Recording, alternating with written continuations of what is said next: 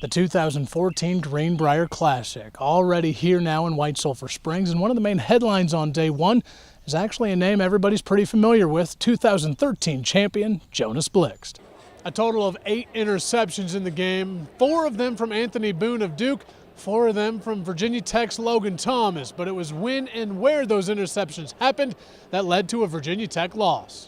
What Jack Nicklaus and Arnold Palmer once coined as moving day. It hits the Greenbrier Classic, round 3 of the 2014 Greenbrier Classic, and plenty of names in the field. Bubba Watson, Tom Watson, and several others, including a few, once again, unknowns atop the leaderboard. With their first loss in the ACC, Virginia Tech now looks forward to getting back on the road as they get ready to square off with Boston College. Reporting in Blacksburg, Spencer Schubert, Newswatch Sports.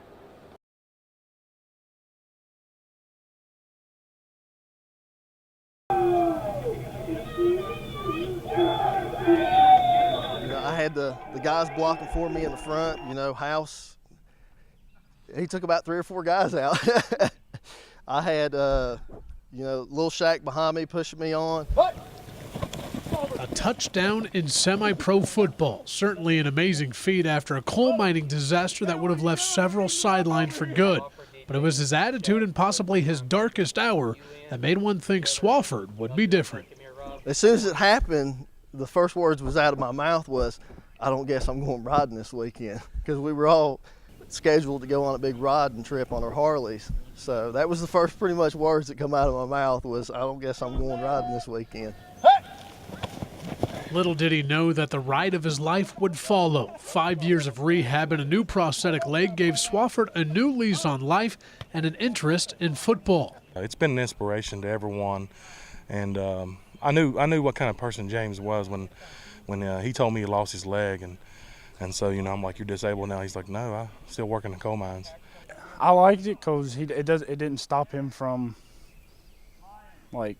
pursuing what he wanted to do, where some people might have just caved and been like, hey, I can't do anything.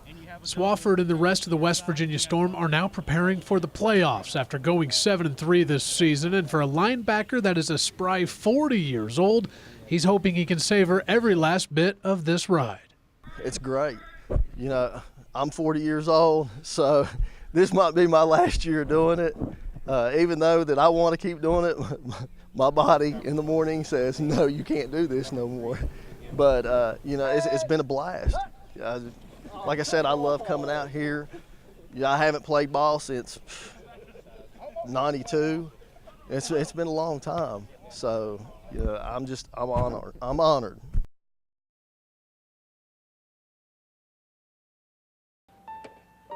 Yeah. A base hit followed by cheers. A simple sound of summer that is more than welcome for a town trying to dig out of some of its darkest days. I heard the sirens and the ambulances, and sometimes you don't pay attention to it, and sometimes it just hits you, and this time it hit me, and it just gave me a bad feeling. Just 1 month ago, a fatal accident leading to the death of 2 basketball coaches put everything on hold, including a Legion baseball season already 3 games in. No one really wanted to play for a while, and then we postponed a couple of games, but the week after it happened, we were playing, and the first couple of games you could still tell that the kids just weren't ready to be out there yet. After funeral services and time for the town of Broken Bow to heal, head coach Jerry Pomplin knew exactly what he had to do. They asked us if we wanted to continue the season, and I talked to the team, and I think it was pretty unanimous that we all wanted to finish the season. It was very hard to get back out on the field. And future opponents didn't take long to offer condolences. McCook, they gave us wristbands, and the juniors, Cozad gave the juniors hats with 21 on it. It's just nice for them to reach out to us. It's amazing. I mean, people we don't even know are just supporting us, and it's pretty awesome to see all the support that we get. Disregarding the difficulty, the team has shot out to an amazing 15-3 record, already capturing their spot in the league championship game. And it's that good baseball that is healing not only a team, but an entire community.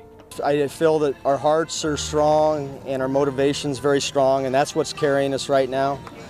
And I think we're going to continue to get stronger as the season progresses, sir. The ping of a bat, truly bringing in more than just a base hit. Reporting in Kearney, Spencer Schubert, NTV Sports.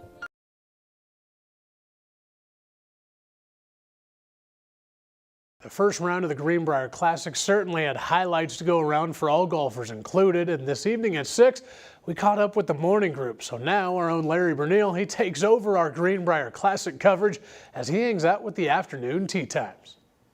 The opening round of the Greenbrier Classic is in the books. The early rounds of the day saw a lot of low scoring, headlined by Jonas Blix, the defending champion, who shot -6. So you heard it from Larry. Jonas Blix, the 2013 Greenbrier Classic champion, is your leader after one round in 2014. He sits at 6 under par, and he is followed by a total of 8 guys, all tied for second at 5 under. Jason Bone, James Hahn, Joe Durant, and D.A. Points. That's just half of the group, just a stroke back of Blix heading in to Friday. Well, finally, a 5-4 loss snapped a 10-game West Virginia Miners winning streak last night. That loss coming at the hands of Chillicothe, the team that won the East Division first half title. So tonight, it was all about revenge for the Miners back in Beckley. Linda K. Epling Stadium playing host to Game 2 of this 2-game series. Chillicothe not wasting time. Ronnie Dawson reaches out. He's able to bloop one into right center. Kurt Hoekstra, he comes around to score. And just like that, it's already 1-0 in favor of the Paints. Now it's 2-zip. Adam Gauthier grounds into a 6-3 double play. But it's still beneficial as another run does come in. That's Dawson. He makes it 3-0. Top of the second now, more Chillicothe. John McClain.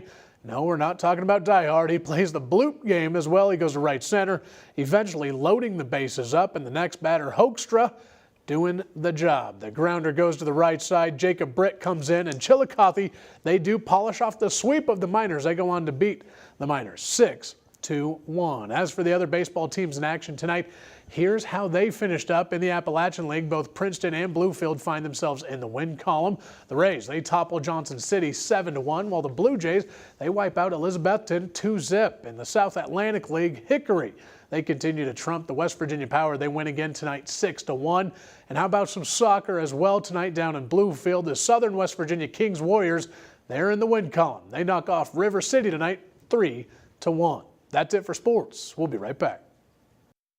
Well, with the Greenbrier Classic continuing to separate itself from the current headlines, it's given West Virginia State Amateur champion Brian Anania some time to reflect. It's well documented that he didn't make the cut, but according to him, that's the least of his concerns when looking back at the last week. Well, after winning the Amateur, he had a whirlwind week at the Greenbrier, which included getting to play with legend Tom Watson, kicking the breeze with Charles Howell III, and even being right on the cut line after the first round. And minus making the cut, he wouldn't have had it any other way. Yeah, I mean, these guys are incredible. The ball striking and their short game is just unbelievable. I feel like I can hit it with these guys, but the short game is just another level, and that was the major difference this week. I had great pairing in the practice round on Tuesday, which was incredible, playing with Tom Watson and Jimmy Walker and Brendan Todd. So I mean, that was something I'll never forget. To the hardwood we go. West Virginia men's basketball transfer Terry Henderson officially has a new home with NC State. By choosing the Wolfpack, Henderson will have to sit out this upcoming basketball season, but he'll then have 2 years of eligibility remaining to play in his home state of North Carolina. In 28 games last season for WVU, Henderson did average 11.7 points per game. And although it's only just past 6 o'clock, we've already got a baseball game in the books today in the South Atlantic League. The Delmarva Shorebirds, they upend the West Virginia Power by the same score they did just a night ago, 3-2. The win also gives the Shorebirds the series win over the guys from Charleston, as Josh Hart and Chance Cisco, they helped lead the charge with 1 for 4 showings with an RBI apiece. As for the Power, they were keyed offensively by Francisco Diaz and Kawika Emsley-Pye, who just so happened wasn't enough as they fall in today's rubber match. Next up for the Power, it's a return to Appalachian Power Park to begin a 4-game series with the Greensboro Grasshoppers. First pitch of that game is set for tomorrow, 7:05. And the West Virginia Power might be wrapped up for the night, but the guys from the Appalachian League, they're still waiting for their first pitch tonight. The Princeton Rays, they're on the road after getting rained out with Danville last night, and they're taking on the Burlington Royals tonight. That does it for sports. We'll be right back.